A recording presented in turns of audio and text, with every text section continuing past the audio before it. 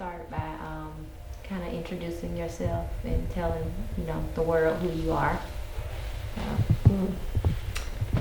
My name is Rosalind Nevels. I'm a mother of five.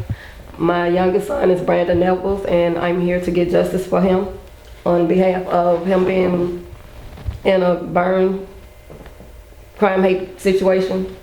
So. Okay. So, let's see, tell us what happened on June 5th with your son, Brandon Nevels. On June 5th, my son Brandon Nevels was beat unconsciously, set on fire, and left for dead in the Bessemer area of 29th and Carolina Avenue. We are known that he was with a young lady that he was dating at the time, and Yeah, see. Okay. yeah, I'm good.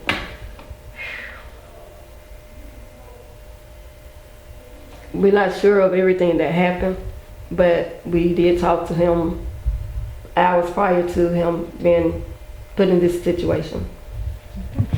And I see he suffered through second and third degree burns. Yes, he was taken to the hospital as to where he had second and third degree burns on over 90% of his body. And he's going through a lot right now, but he's fighting for his life, and we're just trying to get justice for him. And it's, can I get some tissue, please? Yes. This is a heavy hole.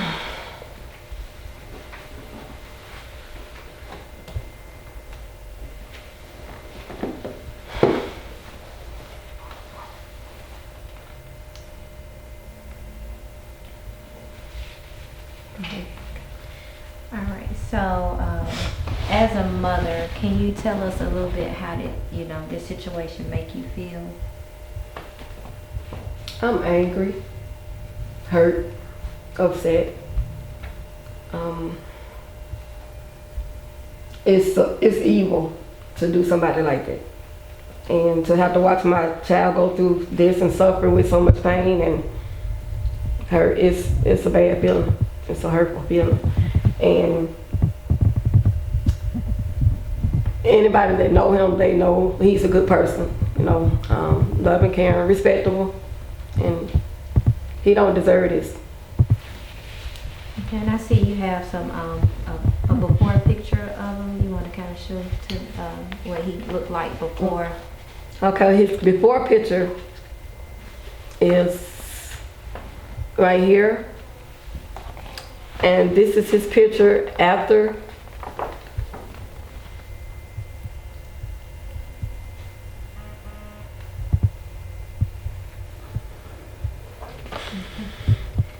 Now, I can't imagine how you feel, but my concern was the fact that the only media that I heard it from was through social media.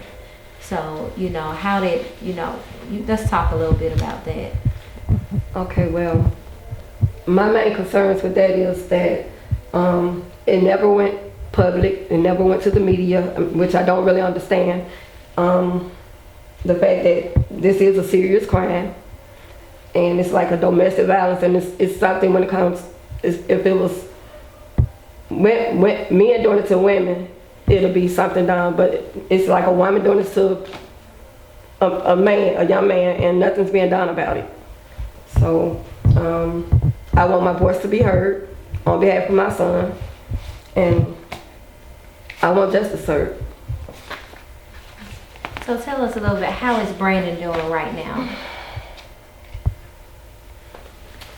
Right now he's doing good. He's going through therapy, physical therapy, and occupational therapy.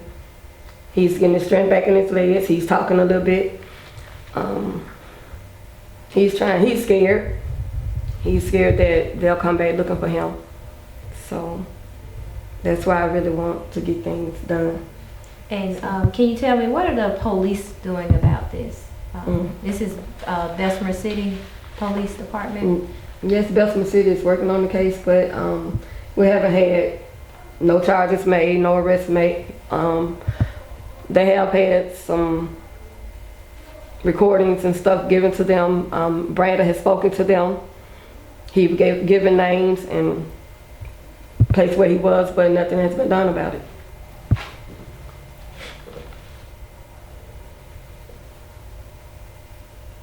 Okay. Do you mind going in detail about what actually happened with him? On that night? Yes, The whole ma'am. night. I mean, as far as what I know, I can speak on. Wow. That night, June 5th, all of what we know is that he went to her house. He left some belongings down there he went to get. And he called my daughter, Chandrika, and told her that he was headed home. Mm-hmm. And he told us he loved us, which he always do. And she asked him, did he want her to meet him? He said, no, he was fine. He was finna head on in. And he never made it. She ended up falling asleep, I guess, and by the time, well, like 4 hours later, we wake up to a phone call. And that's when they were saying that they heard that a young man named Brandon Nevels was set on fire. And they thought it was my child. She called me, told me I need to get up and go, make calls to see was it Brandon that got set on fire. We went to, we called different places. So the police department said they did have a Brandon Nevels. They didn't know what hospital he was in, but Shoals ambulance had picked him up. And after that,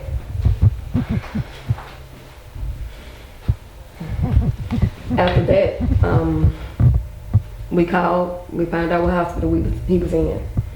We went up to the hospital as to where the young lady that he had been dating, she had rode in ambulance with him.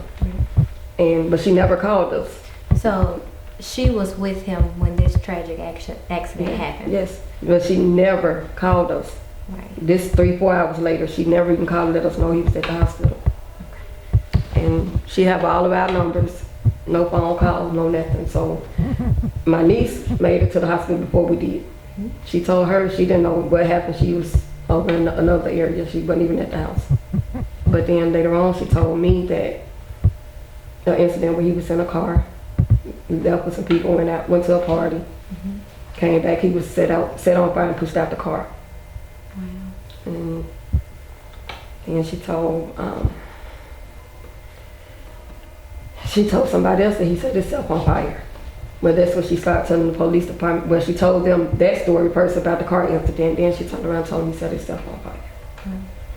So, with all the conflicting stories being told, even the doctors and nurses say she told them different stories. So with all the conflicting stories being told, it's like you would think they would have done something about it by now. So we went to the hospital. My daughter's kind of like passed out of my arm because this is what we saw. And you can kind of like tell he was beaten real bad. His face and lips and everything swollen. And I don't know, we just broke down and cried. So do they have any evidence or anything? As far as what the police is saying? I had a young lady that, the young lady that he had been dating, she knows somebody that we know. And the person, she told everything that they did to my son. And she let me record her. And I gave her the detective's number. She went down there, she wrote a statement saying she would testify because it was told to her. And everything that she said had been done was everything Brandon said had been done to him. Okay. All right, and how old is Brandon? He's 23. He'll be 24 next month. Okay. Wow, and he's been in the hospital 4 months now? Yes, he's been in the hospital 4 months.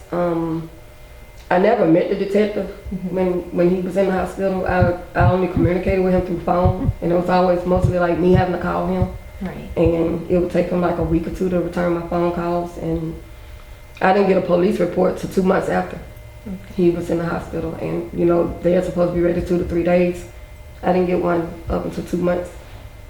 And the fire report was ready, but the police report wasn't. Okay. All right. So to end this session, what I want you to do is you just kind of look at the camera and you tell the world what you want them to know. This camera right here.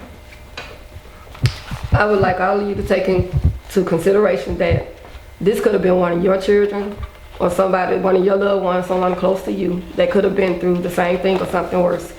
And as mothers and fathers or even grandparents, we need to really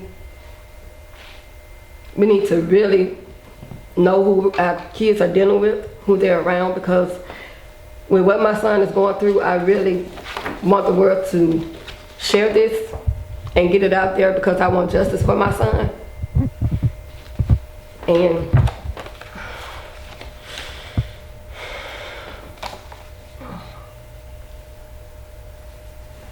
I just need you all to help me with this.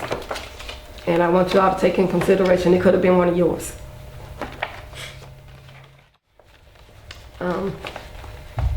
Help me to get justice for my son, Brandon Nevels, by sharing this video to your page.